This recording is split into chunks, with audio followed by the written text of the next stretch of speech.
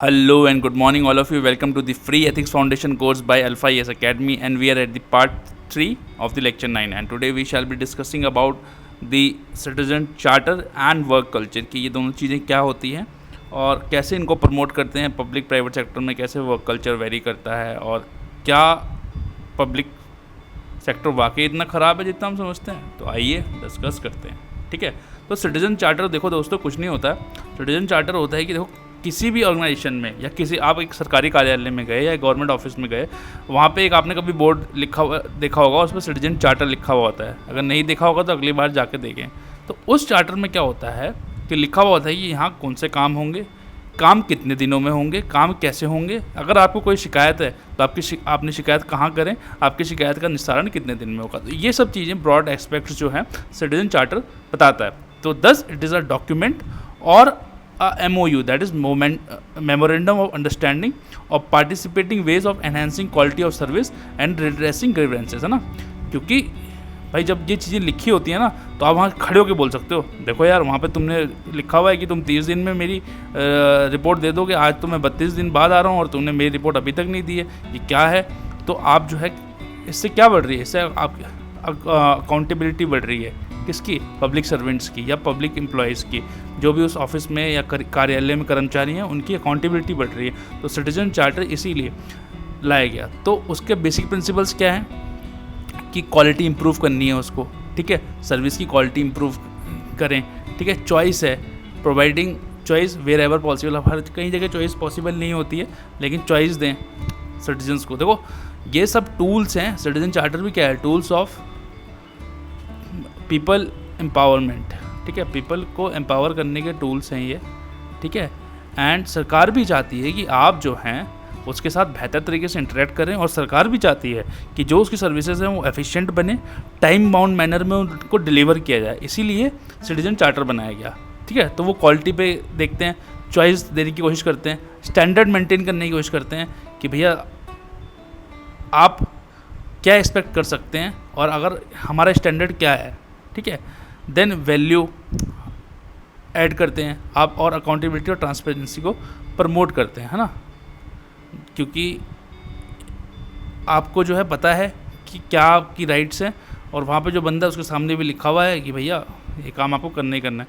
तो फिलॉसफी क्या है, देखो यार सिटीजन चार्टर के बिहाइंड फिलॉसफी क्या है। फिलॉसफी वही है जो हमने आपको कल पढ़ाया था कि भैया देखो सिटीजन जो हैं वो कोई सर्वेंट नहीं है, दे आर दी मास्टर्स। और जब वो मास्टर्स हैं तो उन्हें इन्फॉर्मेशन चाहिए। कल हमें इन्फॉर्मेशन चाहिए थी, आज हमें क्वालिटी सर्विस चाहिए। जो भी सरकार ने सर्विस देनी है वो क्वालिटी वाली होनी चाहिए और वो टाइम बाउंड मैनर में डिलीवर होनी चाहिए। Thus they have a right to know from servants, that is government, है ना।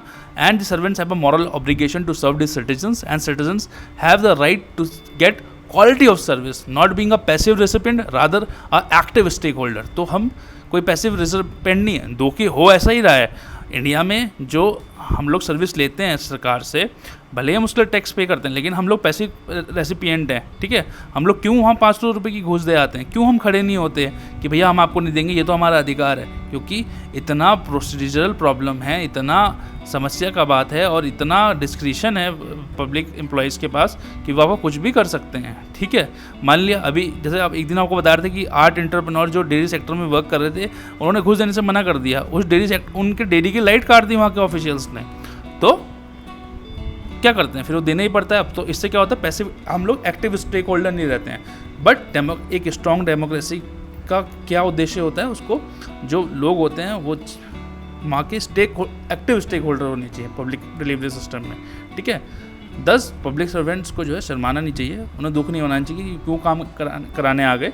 उन्हें तो थैंकफुल बनाना चाहिए कि यार देखो हमें एक मौका मिला है, एक अवसर मिला है लोगों को सर्व करने का, और हम जितने बेहतर तरीके से हो सके उन्हें सर्व करें। बट ट्रेडिशनली तो भैया पैसिव रेसिपिएंट रहे हैं। बट फिर जब 1980s के बाद थोड़ी राइट बेस्ड अप्रोच आई कि भैया आपके पास भी राइट्स हैं, आप सीना ठोक के ले सकते हैं अपने राइट्स, और सीना ठोक के पूछ सकते हैं लोगों से, सीना ठोक के पब्लिक एम्प्लॉयज़ से बोल सकते हैं कि ये देखो मेरा राइट है और इसको आप छीन नहीं सकते। फिर जॉन रॉल्स की थ्योरी ऑफ जस्टिस थी, ग्लोबलाइजेशन हुआ, तो उसने क्या किया कि क्वालिटी ऑफ सर्विस देने पे मजबूर कर दिया सरकार को, और उसी के चलते सिटीजन चार्टर का जन्म हुआ, ठीक है। कोर फीचर्स क्या क्या हैं, तो हमने 2 भागों में इसको डिवाइड कर दिया, एक है जनरल, एक है स्पेसिफिक। तो कोर फीचर्स सिटीजन चार्टर के जो हैं आगे हम इसको CC लिखा हुआ है कहीं जगह, ठीक है। तो CC stands for citizen charter, ठीक है। अकाउंटेबिलिटी, कि वो अकाउंटेबिलिटी प्रमोट करे, ठीक है। रिस्पॉन्सिबल बनाए पब्लिक सर्वेंट्स को, एफिशिएंसी लाए पब्लिक डिलीवरी में, और उनको मोर पार्टिसिपेटरी बनाए, ठीक है। स्पेसिफिक क्या हो गया कि आपके पास आपकी एक पीपल के लिए वॉइस होनी चाहिए, आपके पास एक आवाज़ होनी चाहिए, आपके पास एक राइट है क्योंकि आपकी एक चॉइस होनी चाहिए। Then there should be value for money, क्योंकि आप पे कर रहे हैं, ठीक है। आपको सब स्टैंडर्ड या सब क्वालिटी सर्विसेज क्यों मिले जब आप पैसा पूरा के कर रहे हैं। And there should be quality in services, ठीक है। तो ये सब तो इसके कोर फीचर्स हैं। इम्प्लीमेंटेशन कैसे चल रहा है या इम्प्लीमेंटेशन कैसा हुआ, तो एक्चुअली ये कॉन्सेप्ट जो ये आया था यूनाइटेड किंगडम से, यूके का कॉन्सेप्ट है, 1990s में वहाँ पे ये लाया गया था, ठीक है। और उसके बाद देखा गया कि वहाँ पे लैंडमार्क शिफ्ट आ गया डिलीवरी ऑफ पब्लिक सर्विसेज में, क्योंकि जो है सिस्टम मोर अकाउंटेबल बन गया, लोगों को पता लगने लग गया। और वहाँ पे जब बोर्ड पे लिखा होता है कि सामने कि 30 दिन में देना है, तो एक एम्प्लॉयज़ के ऊपर भी एक दबाव है और सिटीजन के पास एक राइट भी है कि वो दिखा के बोल सकता है, ठीक है। 10 इंडिया में ही कब आया, तो इंडिया में क्या हुआ कि कॉन्फ्रेंस ऑफ चीफ मिनिस्टर्स हुई of various states and union territory 1997 में। उन्होंने कुछ ऐसा कुछ बनाया जिसको कहा उन्होंने action plan for effective and responsive government at central and states level was adopted. 10 फिर क्या हुआ, DRPG, जिसको department of administrative reforms and public grievance भी बोलते हैं, उसने स्टार्ट किया टास्क किस चीज़ का, सिटीजन चार्टर बनाने का। और उन्होंने ही लास्ट में DARPG ने ही लास्ट में सिटीजन चार्टर दिया, ठीक है। और आज के समय पे 1000 से ज़्यादा सिटीजन चार्टर हमारे पास अवेलेबल है at centre as well as state, ठीक है। और एक मॉडल सिटीजन चार्टर बनाया गया गवर्नमेंट ऑफ इंडिया के द्वारा, जो कि डिपार्टमेंट ऑफ एडमिनिस्ट्रेटिव रिफॉर्म्स ने बनाया था। तो एग्जांपल्स क्या है सिटीजन चार्टर के, तो सेवोत्तम मॉडल तो हमारे यहाँ 2009 में आया। तो सेवोत्तम मॉडल क्या है, सेवोत्तम मॉडल एक टाइप का है कि स्टैंडर्ड मॉडल है, कि सिटीजन चार्टर में भी एक स्टैंडर्ड्स हैं, ठीक है। ये हमारा स्टैंडर्ड, ऐसा आपका सिटीजन चार्टर दिखना चाहिए या ऐसा होना चाहिए। तो सेवोत्तम मॉडल वो है। देखो सेवोत्तम स्टैंड्स, सेवोत्तम जो है 2 वर्ड से बना है, सेवा और उत्तम, मतलब उत्तम सेवा, क्वालिटी सर्विस देनी है हमें, ठीक है। देन एक इंडियन स्टैंडर्ड 15,700 दैट इज़ 157000 एक स्टैंडर्ड है by quality council of India. Then you have right to service act, ठीक है। इन एंड वेरियस स्टेट्स में अलग अलग एक्ट्स हैं, महाराष्ट्र, बिहार, MP, दिल्ली, पंजाब में अलग अलग हैं। फिर आंध्र प्रदेश में एक एक्ट है called Andhra Pradesh public service delivery guarantee act 2017, है ना। और उसमें बहुत सारी चीज़ें देते हैं, जैसे कहीं जगह आपने देखा होगा कि पासपोर्ट जो है 5 दिन में आपको दिया जाएगा अगर आप पासपोर्ट ऑफिस जाएंगे, ठीक है। तो वो उनके ये क्या हुआ, जहाँ ये लिखा रहेगा वो सिटीजन चार्टर है। अब कहीं भी आप सरकारी कार्यालय में जाए तो वहाँ से आप पोस्ट ऑफिस में जाएंगे ना, वहाँ भी आपको सिटीजन चार्टर दिखेगा, पीछे देखना ब्लू सा बोर्ड लगा हुआ होगा, ठीक है। तो या रेड सा बोर्ड होगा, ठीक है। तो वहाँ पे ये सब चीज़ें होती है। इवेल्युएट कर लेते हैं या इशू क्या है सिटीजन चार्टर के साथ। तो first is divide of participative mechanism. इसने जो है थोड़ा सा जब ये बनाया गया तो ये बड़ा स्टैंडर्डाइज्ड बनाया गया, कुछ लोगों आपस में कमरे में बैठे उन्होंने बना दिया, ठीक है। जिन्होंने ये इम्प्लीमेंट करना था या जो कि कर्मचारी हैं सरकारी कार्यालयों को, जिनको ये इम्प्लीमेंट करना था, ना उनसे पूछा गया, ना ही जिन पे ये लगना था जो कि लोग हैं उनसे पूछा गया। तो कंसल्टेटिव अप्रोच का थोड़ा सा इसमें प्रॉब्लम रहा है शुरू से ही। देन ये थोड़ा टॉप डाउन अप्रोच में, मतलब टॉप डाउन अप्रोच मतलब ऊपर से कुछ चलेगा तब जाके नीचे पहुंचेगा, rather it should be a bottom to top approach, है ना। फिर इसका पुअर डिज़ाइन है, कंटेंट कई बार समझ में ही नहीं आता कि लिखा क्या है, कहना क्या चाह रहा है, क्रिटिकल इन्फॉर्मेशन मिसिंग होती है, एंड यूजर्स को समझ में नहीं आता। देखो अब ऐसी चीज़ भी नहीं बनानी है ना कि लोगों को समझ में नहीं आए कि आपने क्या लिख दिया, इतनी आपने डिफिकल्ट लैंग्वेज लिख ली। तो एम्बिग्विटी नहीं होनी चाहिए लैंग्वेज में, it should be very clear, it should be very categorical, and it should be have a very nice design, and the content should be very precise and crisp. Then there is lack of public awareness. लोगों को पता ही नहीं है कि citizen charter नाम की भी कोई चीज़ है। आप जाके जाना और 5 लोगों से पूछना कि आपको सिटीजन चार्टर क्या है, ये पता है, किसी को नहीं पता होगा। Then charters are rarely updated. अब देखो जो डिलीवरी मैकेनिज्म है सर्विसेज का वो तो एवर चेंजिंग है, विद टाइम के अकॉर्डिंग लगातार चेंज होना है, वो तो डायनेमिक इन नेचर है। बट लोगों ने क्या किया, क्योंकि सरकार ने एक रूल बना दिया तो हुआ क्या कि सिटीजन चार्टर को बस बना के रख दिया है, वो कई सालों से वैसे ही लगा हुआ है।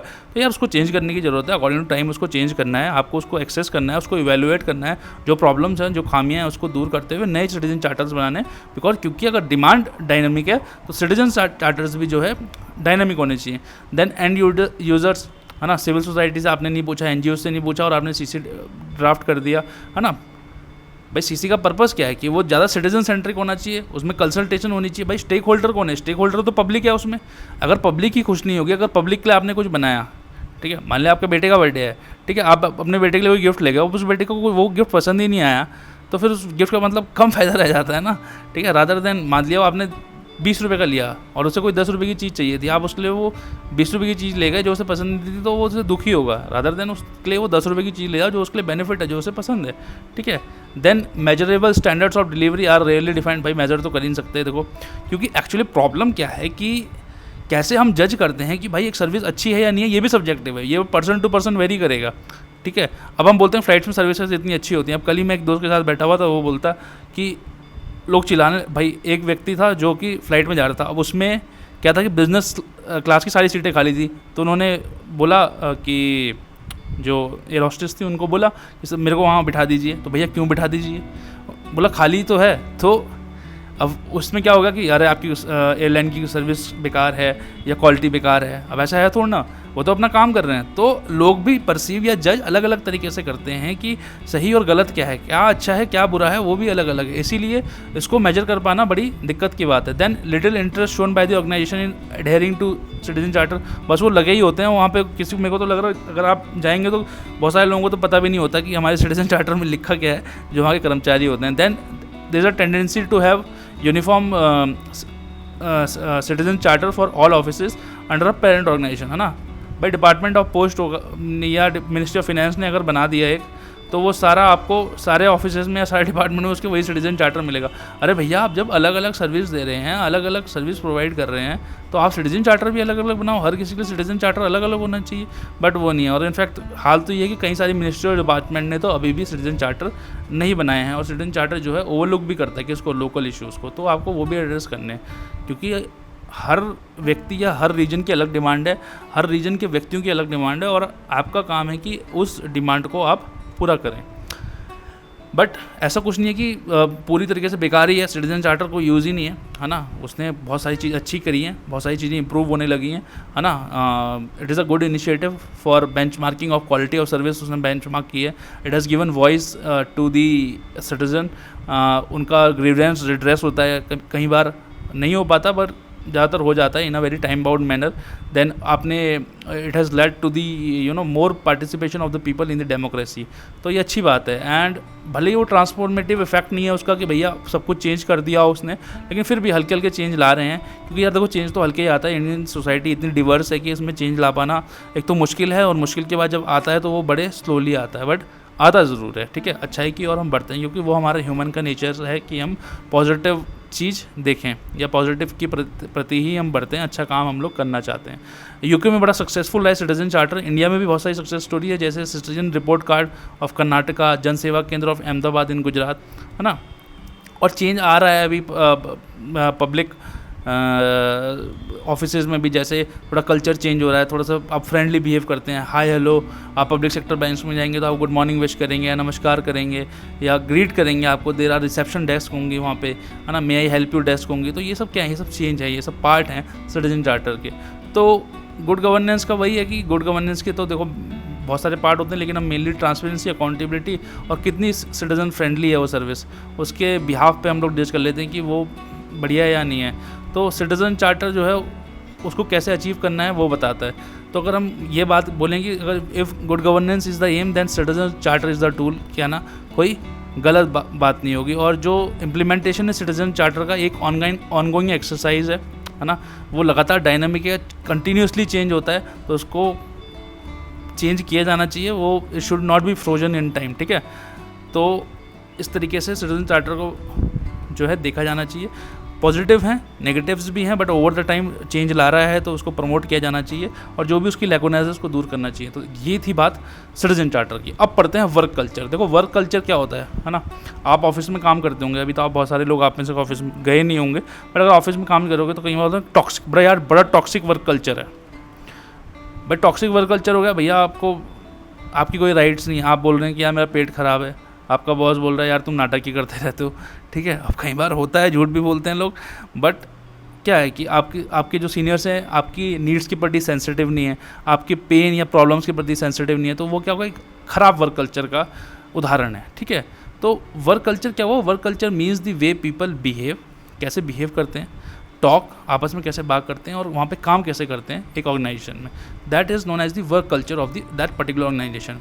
नाउ उसको ये भी कह सकते हो कि जो प्रिवेलिंग इन्वायरमेंट है in organisation in terms of employees behaviour in relation to work and objectives of the organisation, that can also be termed as work culture. तो ये वर्क कल्चर की तो बड़ी अच्छी सी है डेफिनेशन है, बट अगर लेमन टर्म्स में बात करें हम लोग तो वहाँ पे जो कर्मचारी हैं कैसे बिहेव कर रहे हैं, आपस में कैसे बात कर रहे हैं, हाँ ऑर्गेनाइजेशन वैल्यूज़ के लिए काम कर रहे हैं या नहीं कर रहे हैं, है ना, म्यूचुअल रिस्पेक्ट है या नहीं है, जो ऑब्जेक्टिव्स हैं ऑर्गेनाइजेशन के वो ऐसे अनरियलिस्टिक तो नहीं है कि आदमी दबाव में ही है या स्ट्रेस में है वहाँ के एम्प्लॉयज़। तो ये सब चीज़ें कौन से डिफाइन करता है, वर्क कल्चर डिफाइन करता है। तो वर्क कल्चर बहुत सारी चीज़ों से इन्फ्लुएंस भी होता है, हमने कुछ नोट डाउन कर ली, जैसे आपकी फाउंडेशनल वैल्यूज़ क्या है ऑर्गेनाइजेशन की, फिर आपके ऑर्गेनाइजेशन के एंड एंड ऑब्जेक्टिव्स क्या हैं, आपकी लीडरशिप या आपके मैनेजर्स कैसे हैं, देन ह्यूमन रिसोर्स की क्वालिटी कैसी है, आपका फिजिकल और फाइनेंशियल रिसोर्स कैसा है, या भाई एक गरीब पैसा ही नहीं है आपके पास, लोग गर्मी में पंखा लगाने का भी पैसा नहीं है उस ऑफिस में, लोग गर्मी में सड़ रहे हैं, तो कौन ईमानदारी है, कौन मतलब काम करेगा, पता लग रहा हो तो शाम तक तो उसकी पैंट भी भीग गई पूरी नीचे तक काम करते हुए। तो अगर सही वर्क जब सही फिजिकल इंफ्रास्ट्रक्चर या इन्वायरमेंट नहीं होगा तो फिर मतलब वर्क कल्चर बना पाना अच्छा बहुत मुश्किल भी हो जाता है। देन ब्रॉडर सोसाइटल कॉन्टेक्स्ट, मतलब किस टाइप की सोसाइटी में ऑर्गेनाइजेशन है, किस टाइप की ऑर्गेनाइजेशन या किस टाइप की सोसाइटी में ऑर्गेनाइजेशन सिचुएटेड है फिजिकली, या किस टाइप की सोसाइटी के वर्क लोग वहाँ काम कर रहे हैं या किस सोच के लोग वहाँ काम कर रहे हैं, वो भी बड़ा डिफाइनिंग फैक्टर होता है। Then level of democratic environment in organisation, मतलब आप खड़े होकर अपने सीनियर को बोल सकते हैं कि सर आप गलत है या नहीं है, पता लग रहा है जी हजूरी माए बाप कल्चर चल रहा है पब्लिक सेक्टर की तरह। तो ये सब क्या है, अब पब्लिक सेक्टर में तो क्या है कि माए बाप कल्चर चलता है, प्राइवेट में जो है इनोवेशन को प्रमोट किया जाता है, आपके आइडियाज़ को प्रमोट किया जाता है, हर ऐसा कुछ नहीं है कि हर जगह प्राइवेट में सबको प्रमोट किया जाता है, बट एट टाइम्स ऐसा किया जाता है। तो वो सब क्या, ये सब क्या है डिफाइन करता है कि आप अपने काम के प्रति कितने कमिटेड हैं, आपके पास वर्कमैनशिप की फीलिंग है नहीं है, तो ये सब डिफाइन करता है वर्क कल्चर को। और वर्क कल्चर ही एक इम्पॉर्टेंट डिटर्मिनेंट है कि आपकी प्रोडक्टिविटी कैसी होगी, आपकी परफॉर्मेंस कैसी होगी, आपके अंदर प्रॉबिलिटी होगी नहीं होगी, और आपकी क्वालिटी ऑफ सर्विस होगी नहीं होगी, both as an individual as an organisation. तो productivity, performance, probity and quality of service of the individual as well as the organisation की ये उसमें रहेगी या नहीं रहेगी। तो जैसे जनरली बिलीव किया जाता है कि प्राइवेट सेक्टर का यार बेटर वर्क कल्चर है ना, जैसे भाई मेरे कुछ दोस्त हैं अभी वो जॉब कर रहे हैं प्राइवेट कंपनीज़ में, MNCs में अच्छा वर्क कर रहे हैं, ठीक है, कुछ पब्लिक सेक्टर में भी काम करते हैं, है ना। तो एट टाइम्स पब्लिक सेक्टर वाले तो आजकल भाई 10-10 बजे घर जाते हैं, स्ट्रेस है। प्राइवेट सेक्टर वालों को मैं देख रहा हूँ चिल है, मतलब मेंटल हेल्थ को प्रमोट करने के लिए उनको कुर्ग में हॉलीडेज़ पे भेजा जा रहा है। भाई मतलब कंपनी पैसा दे रही है कि तुम जाओ यार चिल करो थोड़ा सा, है ना, दार्जिलिंग चले जाओ, लद्दाख चले जाओ, घूम के आओ। तो क्या है कि एक अच्छा वर्क कल्चर प्रमोट कर रहे हैं कि यार ठीक है बंदे ने काम कर लिया, 15-20 दिन से वो काम कर रहा है या महीने भर से काम कर रहा है, तो 2 दिन की छुट्टी या 3 दिन की छुट्टी उसे बनती है, 4 दिन की छुट्टी बनती है। या मान लिया किसी का बच्चा हुआ है अभी, है ना, किसी मतलब ऑफकोर्स सी बात है, देन उसके लिए तो लेजिस्लेशन भी है जैसे फॉर मदर्स, बट ये है कि अरे ठीक है यार तुम घर चले जाओ, या तुम 10 दिन की छुट्टी ले लो, 20 दिन की छुट्टी चली, फॉर बॉयज़ की बात कर रहा हूँ मैं, है ना। तो या फिर किसी की तबीयत, किसी की घर में तबीयत, किसी घर के फैमिली में कोई दिक्कत हो गई तो उसके सीनियर बोल रहे हैं नहीं you first go and see your family. तो ये क्या एक प्रमोट करता है अच्छे वर्क कल्चर को।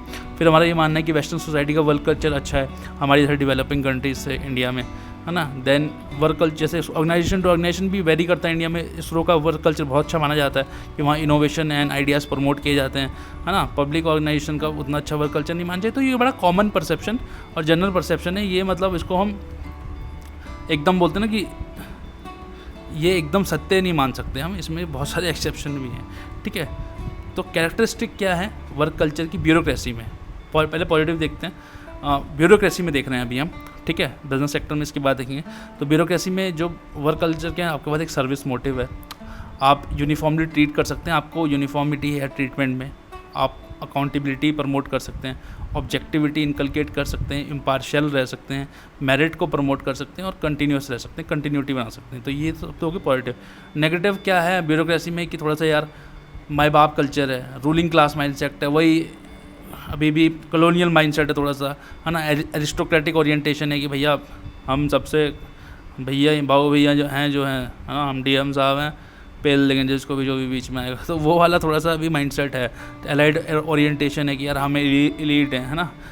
इसीलिए जैसे अगर वो होता है कि जैसे IIT IIM शादी वाले के लिए अलग से, वो IITs और IIMs वालों की शादी के लिए अलग से एक पोर्टल बनाया था, पता नहीं ऐसा कुछ है IIT IIM शादी। तो वो क्या है, वो एलीट कल्चर प्रमोट करता है। ऐसे ही अभी मैं बड़ी इंटरेस्टिंग फैक्ट आज ही सुबह पढ़ रहा था कि मिनिस्ट्री ऑफ कम्युनिकेशन ने एक बात बोलिए कि shaadi.com पे सबसे ज़्यादा पहले अगर IAS और IPS सर्च हुआ करता था तो सबसे ज़्यादा स्टार्टअप फाउंडेड सर्च हुआ होता है। तो ये क्या है, ये एलीट माइंडसेट है। पहले IAS IPS एलीट हुआ करते थे, अब स्टार्टअप फाउंडर्स, स्टार्टअप वाले एलीट हो गए। तो ये तो देखो एक सोसाइटी का चक्र है, चलता ही रहेगा। कभी कोई एलीट रहता है, कभी कोई एलीट रहता है, बट ब्यूरोक्रेसी में एक थोड़ा एलीट कल्चर है। देन थोड़ा स्टेटस को है, जो ऐसा है वैसा पड़े रहने दो, है ना। रेप्टिविज़म है, मतलब बस फाइल पे फाइल चले जा रही हैं, इस ऑफिस से उस ऑफिस से, कुछ कंक्रीट डिस्कशन हो नहीं पाता। देन कंप्लेसेंसी है, चलता है चल एटीट्यूड है ना। नेक्स्ट इज करप्शन है, lack of innovation and initiative है, और थोड़ा सा फॉर्मल कल्चर है, ठीक है। तो आपको लगता है ना कि ब्यूरोक्रेसी का कल्चर थोड़ा सा नॉन फॉर्मल है, वो ज़्यादा फॉर्मल है, ठीक है। और इतना फॉर्मल है, मैं आज बताऊँ आपको, अपने MP के जो चीफ मिनिस्टर थे, we should not name him, तो वो कहीं घूमने गए, तो एयरपोर्ट पे उनको वहाँ के SDM या लोकल जितने भी सिविल सर्वेंट्स थे, वो ऑफकोर्स ही बात है, प्रोटोकॉल है तो जाएंगे लेने।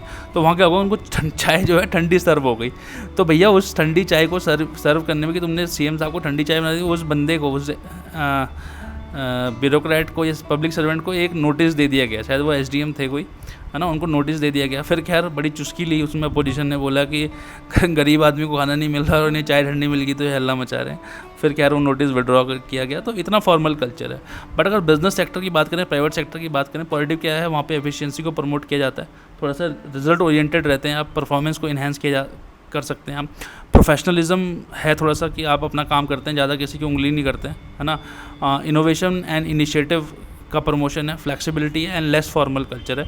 थोड़ा सा आप इनफॉर्मल रह सकते हैं, अपनी प्रॉब्लम्स को अच्छे से डिस्कस करते हैं, या जो आपके आइडियाज़ हैं उसको अच्छे से डिस्कस कर सकते हैं, अपने काम के बारे में अच्छे से डिस्कस कर सकते हैं। तो प्रमोशन आपकी, मतलब वहाँ पर कैरेक्टर बिल्डिंग, अच्छी हैबिट सीखते हो, आप अच्छे लोगों से मिलते हो, तो थोड़ा सा ये प्रमोशन है। नेगेटिव्स क्या है, थोड़ा सा प्राइवेट सेक्टर का या बिजनेस का प्रॉफिट मोटिव तो रहता ही है उनका, जो कि ग्रीडीनेस जनरेट करता है, and it can at times lead to chronic capitalism, पैसा पैसा पैसा पैसा पैसा पैसा बनाना है हमें। Then it leads to dilution of service motive, उसमें कोई लार्जर सर्विस मोटिव रहता नहीं है। You become self oriented and selfish, and monopoly and corruption को भी वो प्रमोट करता है। बट आज के टाइम की बात करें तो प्राइवेट सेक्टर भी पब्लिक सेक्टर से बहुत सारी चीज़ें ले रहा है, और पब्लिक सेक्टर भी प्राइवेट सेक्टर से बहुत सारी चीज़ें ले रहा है, ठीक है। एक्चुअली बेसिकली होता क्या है कि वर्क कल्चर जो है 4 बेसिक प्रीमाइसेस या 4 इथोस पे बना बिल्ट है। Bureaucratic Athos, managerial Athos, social Athos and democratic Athos, ठीक है। अभी हम देखेंगे अभी उसको, ठीक है।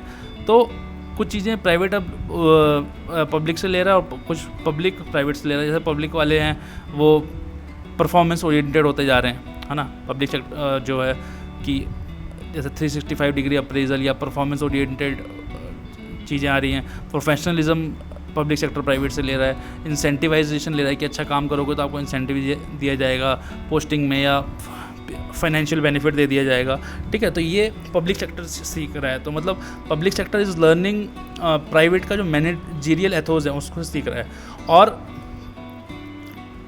जो प्राइवेट सेक्टर है वो पब्लिक से सर्विस मोटिव ले रहा है, जैसे CSR हो गया, कॉर्पोरेट सोशल रिस्पॉन्सिबिलिटी। क्योंकि यार at the end of the day हम मनुष्य का यही काम है कि हम सबके लिए सोचें, अपने लिए नहीं सोचना है। तो वर्क कल्चर डिफरेंट है, बट ओवरलैपिंग बहुत सारी है कई सेक्टर में, और एक दूसरे से अब एट टाइम्स हम लोग लर्न भी कर रहे हैं और चीज़ों को सीख रहे हैं। तो डिफरेंस क्या है सिविल सर्विस और बिजनेस में? सिविल सर्विस थोड़ा फॉर्मल है, बिजनेस इनफॉर्मल, थोड़ा सा ये एडमिनिस्ट्रेटिव कल्चर है, यहाँ पे थोड़ा एंटरप्रेन्योरियल कल्चर है, ठीक है। ये थोड़ा रूल बेस्ड रहते हैं, यहाँ पे क्वालिटी ऑफ डिसीजन मैटर करती है। ये थोड़ा स्टेटस क्वेस्ट है, जैसा पढ़ा है वैसे रहने दो। ये चैलेंज करते हैं स्टेटस क्यों को, क्योंकि नई चीज़ लाओगे तभी आपकी चीज़ बिकेगी, है ना। प्रमोट करते हैं इनोवेशन और आइडियाज़ को। यहाँ पे जॉब सिक्योरिटी है ना, जिसके लिए हम लोग सालों साल तैयारी करते रहते हैं। ये सबसे बड़ी चीज़ है कि जॉब सिक्योरिटी है ना। हमारे में पापा बोलते हैं, हमें ज़्यादा बचपन से हमें सिखाया भी जाता है, देखो यार सरकारी नौकरी कर लो, जॉब सिक्योरिटी है, बस एक बार नौकरी लग जाओ, बस फिर चिल करो, लाइफ में ऐश करो, है ना। बट यहाँ पर थोड़ी सी जॉब इनसिक्योरिटी, काम नहीं करोगे तो भैया निकाल देंगे। यहाँ पर थोड़ा कॉम्प्लेक्स इन्वायरमेंट है, बिजनेस का थोड़ा सा सिंपल इन्वायरमेंट रहता है। तो ये डिफरेंस था, ठीक है। क्या कॉज है गुड एंड बैड कल्चर का पब्लिक सेक्टर में? तो गुड कल्चर तो इसलिए क्योंकि आज भी बहुत सारे सिविल सर्वेंट हैं जो सर्विस मोटिव को मानते हैं। इनफैक्ट मैं आपको एक नाम बताता हूँ, बहुत सारे हैं, मतलब मैं पर्सनली उन्हें मैं उन्हें काफ़ी करीब से देखा है, तो इसलिए मैं आपको उनका एग्जाम्पल, जैसे मनीष कुमार जी हैं, आजकल शायद कोडरमा के SDM है या डिस्ट्रिक्ट कलेक्टर हैं, ये पता नहीं है, कोडरमा में पोस्टेड हैं। तो इससे पहले ये एक और झारखंड के एक और डिस्ट्रिक्ट में पोस्टेड थे। तो बड़ा अच्छा काम करते हैं। अगर आप इनके इंस्टा प्रोफाइल पे भी जाएंगे तो आप देखेंगे कि कितना अच्छा काम करते हैं। गांव जाते हैं, मतलब कोशिश करते हैं कि लोगों से जुड़े रहें, लोगों से इनका जुड़ाव बहुत अच्छा है। लोग एकदम मतलब बोलते हैं ना कि ग्राउंड एग्जीक्यूशन जो होती है चीज़ों का वो करते हैं, ग्राउंड पे जाके लोगों के लिए वर्क करते हैं। और सर्विस मोटिव रहा है इनका हमेशा। एक IITian है, IIT कानपुर से पास आउट है, उसका डच बैंक में काम करते थे, बहुत अच्छी सैलरी थी।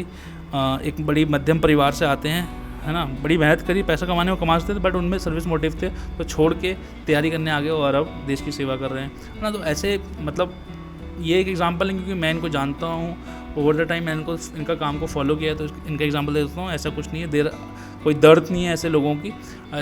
बहुत सारे व्यक्ति ऐसे हैं इस देश में जो ऐसा काम कर रहे हैं, है ना। अभी जो नीति आयोग के करंट चेयरमैन बने हैं वो भी एक एग्जाम्पल है, ठीक है। देन एक पब्लिक स्पिरिट रहती है सर्विसेज ज्वाइन करने के टाइम पे, जो आप सब में भी है, और मैं चाहूँगा कि वो हमेशा रहे और आखिरी तक रहे। कभी भी आप सिस्टम की जो दबाव हैं या रेगुलर अफेयर्स हैं या जो भी आपके ऊपर प्रॉब्लम है उसके लिए आप झुके ना, हाँ। और प्रेस्टीज और स्टेटस तो है ही है, उसकी वजह से थोड़ा सा गुड कल्चर प्रमोट होता है, लॉयल्टी प्रमोट होती है, कमिटमेंट, इंटीग्रिटी जो वैल्यूज़ हैं वो प्रमोट करते हैं।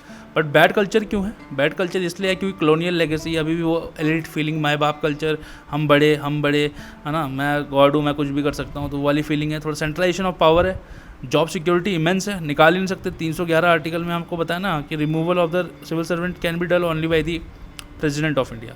तो इमेंस जॉब सिक्योरिटी है, कॉम्प्लेक्स इन्वायरमेंट है, प्रेशर है सोसाइटी से, पॉलिटिकल इंटरफेरेंस बहुत ज़्यादा है, सन्स ऑफ सॉइल फैक्टर आ जाता है कि भैया हम तो यहीं के हैं और भैया देख लेंगे तुम्हें, है ना, ये हमारा एरिया है, तो वाला फैक्टर आ जाता है। देन रिसोर्स क्राइसिस है, फिजिकली फाइनेंशियली प्रॉपर इंफ्रास्ट्रक्चर नहीं है, जो रूल्स हैं लॉज हैं एम्बिगुअस हैं, आउटडेटेड हैं, आज की प्रॉब्लम्स को सॉल्व करने के लिए असमर्थ हैं, बस चलाए जा रहे हैं। और ये बात सही है कि जो भारत के सिविल सर्वेंट हैं उनके पास टूल्स इतने कमज़ोर हैं कि बस वो जैसे तैसे देश को चला रहे हैं। इसको चेंज करना चाहिए और चेंज आ भी रहा है और चेंज होगा। उसके लिए एक बड़ी क्या बोलते हैं स्ट्रॉन्ग पॉलिटिकल विल चाहिए होती है, जो आज की इस टाइम की गवर्नमेंट शो कर रही है। And things are started to change and it will change, don't worry, ठीक है। तो एक तो वो होता है ना कि सोने पे सुहागा या जले पे नमक डाल देना या कटे पे नमक लगा देना, तो वाली बात है कि तो हमारा वर्क कल्चर वैसे ही थोड़ा सा ख़राब है पब्लिक सेक्टर का। और आपके पास और इंसेंटिव कब है कि आप अच्छा काम करें, तो there is late conducive environment for good practices, ठीक है। अगर एनर्जेटिक और motivated people civil servant join करते हैं, सब मैं आपको बताऊं, सब एनर्जेटिक रहते हैं, मोटिवेटेड रहते हैं, सब ईमानदार रहना चाहते हैं, लेकिन सिस्टम उनको ऐसा कर देता है ना लास्ट में कि उनके मन में नेगेटिव ब्यूरोक्रेटिक वर्क कल्चर वो आ जाता है। बोलते हैं बस चलने दो यार, बस रिटायर हो। इनफैक्ट जो नहीं चल पाते, जो अपनी सिद्धांतों से कंप्रोमाइज़ नहीं कर पाते, वो छोड़ के भी आ जाते हैं एट टाइम्स। तो हाई रेट ऑफ एट्रिशन भी होते जा रहा है सिविल सर्विसेज में। Now what are the measures to improve work culture? देखो हर जगह पे काम करना है आपको, जो हमारा सिविल सर्विसेज का स्ट्रक्चर है उसे अच्छा करना है, जो प्रोसेसेस हैं, है ना, उन्हें ज़्यादा आपको क्रिस्प रखना है, ज़्यादा ओपन रखना है, ज़्यादा ट्रांसपेरेंट रखना है ना। अभी भी जब आज आपके पास AI है, मशीन लर्निंग है, आपके पास डिजिटल इंडिया है, तो आप उसको लाओ या ना हो यार यूज़ में, उसका यूज़ करो। अभी भी वो इतनी मोटी मोटी फाइलें चलती हैं, है ना, मार्किंग हो रही है, फाइल गायब हो गई, फाइल का पेज फट गया, तो ये सब चीज़ें होनी चाहिए। देन बिहेवियर जो है वो अभी भी कंपैशनेट नहीं है, एम्पैथेटिक नहीं है। इनफैक्ट मैं आपको बताऊँ ऑफिसर्स का तो फिर भी बहुत अच्छा हाल है। जो थोड़ा सा जो जूनियर लेवल के जो कर्मचारी होते हैं, तो उनका एटीट्यूड तो मतलब बहुत ही ख़राब रहता है ना। आप गए पोस्ट ऑफिस, सर ये दे दीजिए, अरे रुक जाओ, खड़े रहो 10 मिनट बाहर, बहुत ही ख़राब एटीट्यूड है। और फिर मतलब गवर्नमेंट एम्प्लॉयज़ फिर एट टाइम चिल्लाते भी रहते हैं कि यार प्राइवेटाइजेशन क्यों हो रहा है। मतलब अगर आप काम नहीं करोगे तो प्राइवेटाइजेशन करना ही पड़ेगा सरकार को, क्योंकि प्राइवेट सेक्टर जो है, एक बात तो है कि उस जो क्वालिटी ऑफ सर्विस पे बहुत ध्यान देता है ना, क्योंकि वहाँ पे आपके पास जॉब सिक्योरिटी नहीं है। आपको अगर जॉब सिक्योर रखना है तो काम करना है, ठीक है। तो स्ट्रक्चर पे वर्क करें। स्ट्रक्चर मतलब हायरार्की, जो आपके इंस्टीट्यूशन बने हुए हैं, कोऑर्डिनेशन बेटर हो, ठीक है। इंडियन एडमिनिस्ट्रेटिव सिस्टम 150 साल पुराना है और इसको अपडेट होना था एवरी 3 डिकेड्स में, उसको अपडेट होना था, बट आज तक वैसे ही चला जा रहा है, उसी ढर्रे पे चला जा रहा है। और ये हमने ये ARC2 की रिकमेंडेशन है, तो इसे भी चेंज होना है। देन प्रोसेसेस मतलब जो रूल्स हैं, रेगुलेशंस हैं, जो प्रोसीजर हैं वो बड़े आउटडेटेड हैं, उनको चेंज होना है, ठीक है। जैसे अभी भी टाइपिंग मशीन का इस्तेमाल होता है, आप कंप्यूटर से उसको, अब तो खैर आ गए हैं कंप्यूटर्स ऑफिस में, बट कई जगह मैं जाता हूँ अभी भी टाइपिंग मशीन का इस्तेमाल होता है, ठीक है। तो टेक्नोलॉजी का यूज़ होना चाहिए पब्लिक सेक्टर में, और technologically advancement will lead to the upliftment of the society as a whole, that is for sure. Then behavioural change तो बहुत ज़रूरी है ना। बदतमीज़ी से बात करते हैं सरकारी कर्मचारी कई बार, है ना, और वो क्या है, वो ख़राब करती है आपकी पब्लिक ट्रस्ट को, जो है उसको तोड़ती है। पब्लिक जो है बड़ा सफ़र करती है at the hands of the government employees at times, है ना। तो ये बड़ा इंपॉर्टेंट एस्पेक्ट है, मतलब ये समझना बहुत ज़रूरी है कि यार देखो, जो आपकी सैलरी आ रही है वो उस टैक्स पेयर मनी से ही आ रही है जो आपके सामने खड़ा है, चाहे वो डायरेक्ट टैक्स दे रहा है चाहे इनडायरेक्ट टैक्स दे रहा है, बट वो आ वहीं से रही है, ठीक है। Then we should have a minimum standards of work rather than maximum standards of work. देखो मैक्सिमम स्टैंडर्ड ऑफ वर्क तो होने चाहिए, sky should be the limit for you while working for the public service, but आपको minimum standard of the work होना चाहिए कि हाँ यार ये स्टैंडर्ड तो मुझे मेंटेन करना ही करना है। देन आपके पास सेंस ऑफ ओनरशिप होनी चाहिए, आपको समझना चाहिए कि मेरी सेल्फ अकाउंटेबिलिटी, कंसाइंस आपके राइट होनी चाहिए कि यार देखो मेरे पास कोई आया तो मुझे उसकी बात सुननी है, मुझे उसकी समस्या का हल करना है, मुझे जो उसको प्रॉब्लम है उसे सॉल्व करना है, और आप एम्पैथेटिक रहें, थोड़ा सा उसकी भावनाओं को समझें, काम करें, और काम करने में मज़ा आता है। ऐसा कुछ नहीं है, लोग आपको दुआई देते हैं, मैंने तो ये देखा है, आप सबका काम अच्छा करोगे तो, ठीक है। थोड़ा सा डेमोक्रेटिक इन्वायरमेंट भी प्रमोट करने की ज़रूरत है in the institution and in the organisation.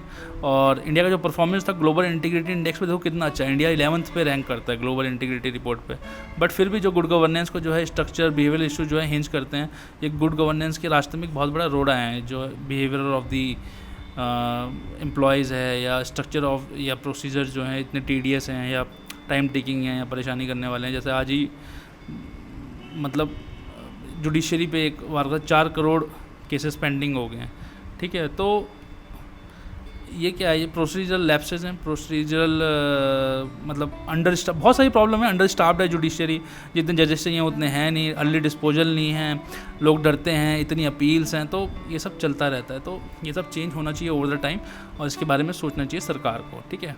तो आप कैसे इसको प्रमोट कर सकते हैं, आप प्राइड और वर्कमैनशिप प्रमोट करें, है ना, कि आपको लगे, उनको एक सेंस ऑफ ओनरशिप दो, यार आप काम करोगे तो अच्छा है, ये आपका अपना काम है, या आप किसी के लिए नहीं, ये अपने लिए काम कर रहे हो आप, ठीक है। और अंदर से आनी चाहिए आवाज़, है ना। देन रिवॉर्ड, पनिशमेंट, इंसेंटिवाइजेशन कर सकते हो, अच्छा काम करोगे तो रिवॉर्ड और इंसेंटिव मिलेगा, और गलत काम करोगे तो पनिशमेंट मिलेगा, ठीक है। Human dignity is the core to any humans, he feels dignified when a human has given opportunity to show his talent is recognized and rewarded and those who don't work are punished। तो अगर ऐसा होगा ना तो एक organisation में एक बढ़िया वर्क कल्चर बनता है कि यार देखो जो काम नहीं कर रहा है उसे मिल रहा है, कुछ नहीं मिल रहा है उसे पनिशमेंट मिल रही है, और हमारा जो टैलेंट है, हम काम कर रहे हैं तो हमें जो है हमारी बात सुनी भी जा रही है, हमें अप्रिशिएट भी किया जा रहा है, और हमारे काम को सराहा जा रहा है। तो यार आदमी जो है ना अप्रिसिएशन का भूखा है, पैसा तो हर कोई कमाई लेता है, देखो at the end of the day मैं ये भी नहीं कह रहा कि पैसे की ज़रूरत नहीं है, at the end of the day कमाई लेते हैं, बट क्या ज़रूरी है कि वो एप्रिसिएशन, तो एप्रिसिएशन बहुत ज़रूरी है। परफॉर्मेंस इवैल्यूएशन कर सकते हो आप लोग, है ना, इवैल्यूएट करते रहना चाहिए परफॉर्मेंस को कि भाई ठीक भी है या नहीं। जैसे 15 साल के बाद अभी रूल आया कि 15 साल के बाद रिव्यू किया जाएगा, पहली वार्निंग दी जाएगी। पिछले लेक्चर में मैंने आपको पढ़ाया 25 साल के बाद आपको टर्मिनेट कर दिया जाएगा, कंपल्सरी रिटायरमेंट पे भेजा जा रहा है, 50 ऑफिसर्स के साथ ऐसा हो चुका है। ये सब क्या है, परफॉर्मेंस इवैल्यूएशन है। फिर आप सेंसिटिव ट्रेनिंग दे सकते हो for attitudinal and behavioural change. Then performance based approach होनी चाहिए। जैसे ब्राज़ील में क्या है ना, ब्राज़ील में जितने भी पब्लिक सर्वेंट हैं उनकी जो फिक्स सैलरी है वो 40% है, और 60% जो है वो परफॉर्मेंस बेस्ड है। जैसे प्राइवेट करता है वैसे ही आप कर सकते हो, और ये हो भी जाएगा एक दिन। Then you can have lateral entry for specialise position and और कॉन्ट्रैक्ट बेस्ड सर्विसेज, है ना, यहाँ पे आपको एक्सपर्टीज चाहिए बहुत ज़्यादा। स्टार्ट भी हुई थी लेटरल एंट्री, अब पता नहीं क्या उसमें हो गया, वो एक ही बार हुई, लेकिन कहीं पे आपको बहुत ज़्यादा एक्सपर्टीज चाहिए होती है। In the field of finance, कितना एवर चेंजिंग फिनेंस है, जो बंदा फिनेंस को ही देखे, तो आप जो है उसके लिए कॉन्ट्रैक्ट बेस या लेटरल एंट्री का इस्तेमाल कर सकते हैं। Then you should leadership quality आपको नर्चर करनी चाहिए, डेवलप करनी चाहिए in the training. KN Agarwal committee की रिकमेंडेशन थी कि आप जो है इस ट्रेनिंग के दौरान जो है लीडरशिप प्रमोट करें, एंड ये आप नॉलेज एंड वैल्यूज़ के साथ करें, इसके बिना ना करें, ठीक है, नॉलेज एंड वैल्यूज़ को साथ में लेते हुए करें। एंड हॉलिस्टिक कॉम्पिटेंस होनी चाहिए आपके अंदर, ऐसा नहीं कि प्रोफेशनल कॉम्पिटेंस है, आपके अंदर एथिकल कॉम्पिटेंस भी होनी चाहिए, बिहेवियरल कॉम्पिटेंस भी होनी चाहिए, हर चीज़ होनी चाहिए। और इसको 4 E's में हमने डिवाइड करें, दैट इज आपके अंदर एथोस होने चाहिए, that is social, you should have social cultural Athos, values होनी चाहिए, ट्रेडिशनल जो है उसके प्रति आपको रिस्पेक्ट होनी चाहिए। Than you should have ethics, that is standard of conduct should be there. Then you should believe in equity, fairness and justice should be reflected in your actions, and you should be very efficient, that means that you should have a output and a result oriented approach. आपको result निकाल के देना है, आपको जो है सोचना है कि काम कैसे किया जा सकता है। तो इसके लिए रिसेंट स्टेप्स भी लिए गवर्नमेंट ने, जैसे परफॉर्मेंस लिंक्ड इंसेंटिव स्कीम निकाली थी, ठीक है। देन कि परफॉर्मेंस लिंक आपको परफॉर्मेंस बेस्ड इंसेंटिव मिलेंगे, 360 डिग्री अप्रेजल, है ना। फिर सेंट्रलाइज्ड बायोमेट्रिक मॉनिटरिंग सिस्टम की लोग टाइम से आएँ, टाइम से जाएँ, पता लग सके कौन क्या कर रहा है। फिर application of e governance, Aadhaar, ये सब आया, है ना। TPDS आया, targeted public delivery system. Then there were changes in conduct rules. फिर 2014 में जो है ऑल इंडिया सर्विस रूल्स आए थे। Also there was social influence and persuasion through leadership, जैसे PM जो है LBS जाते हैं या वेरियस अकेडमी में जाते हैं, तो वहाँ लोग समझाते हैं कि आप समस्याओं को समझें, लोगों की बेहतर तरीके से समझें, उनके साथ एम्फेसाइज करें और बेहतर तरीके से सरकार को पहुँचाएं लोगों तक, है ना। उनका वही है कि ये there should be minimum government and maximum governance, है ना। उनका आइडिया भी वही है, and that should be the idea, larger idea also, and we should work with the public spirit in a very energetic manner, and you know that will take things forward. And scope of development तो हमेशा रहता ही है। हम आज ये बात कर रहे हैं, कल को कुछ और बात आ जाएगी, बट आज तो हमें यही पढ़ना है। And there should be and there is an increase instance of reward and recognition, है ना। परमेश्वरम अय्यर जी जो मतलब इतने अच्छा IAS ऑफिसर है, उनको अब नीति आयोग का चेयरमैन बनाएंगे, तो ये क्या है, मतलब ये सब दर्शाता है कि ठीक है आप अच्छा काम करोगे, इंसेंटिव आपके लिए अच्छा काम करने के लिए, आप अच्छा काम करोगे तो कल को आपको जो है अच्छी जगह ले जाएंगे। जयशंकर साहब हैं, कितना अच्छा काम कर रहे थे फॉरेन पॉलिसी में या फॉरेन अफेयर्स में, इंडियन फॉरेस्ट सर्विस के ऑफिसर थे, अच्छा काम किया, उनको मिनिस्टर बना दिया। He is the minister of external affairs for India, and is doing such a tremendous work, taking India to the global platform in a way that has never been imagined before. बहुत ज़रूरी हो गया देखना, और ऐसी चीज़ें चलनी चाहिए, ऐसी चीज़ें चल रही हैं, गलत सही तो चलता रहेगा। आपको जो है अपने पेपर पे ध्यान देना है, ठीक है। तो this was all up in the part 3. Thank you for watching. Till then, keep smiling, keep healthy, take good care of yourself, and we shall see you soon. Bye bye.